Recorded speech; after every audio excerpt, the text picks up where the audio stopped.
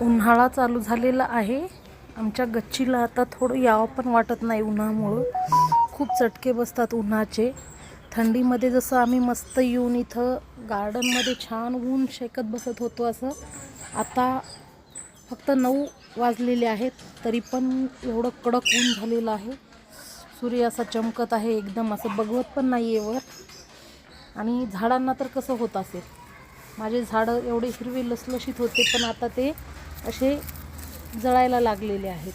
मग आपल्याला जशी थंड सावली लागते तसंच आम्ही झाडांना पण आता थंडावा देणार आहोत. पाणी तर मी देतेच दररोज, पण आता याच्यावर असं छतावर पूर्ण अशी ग्रीन नेट मारणार आहेत, म्हणजे झाडांना थोडा थंडावा मिळेल, डायरेक्ट ऊन लागणार नाही. जशी आपण स्वतःची काळजी घेतो तशी झाडांची पण काळजी घेतली पाहिजे, तरच आपलं हे हिरवगार बगीचा असा छान फुलून दिसेल. बघा किती सुंदर फुलं येत आहेत, अशा छोट्या छोट्या कळ्या येत आहेत झाडांना.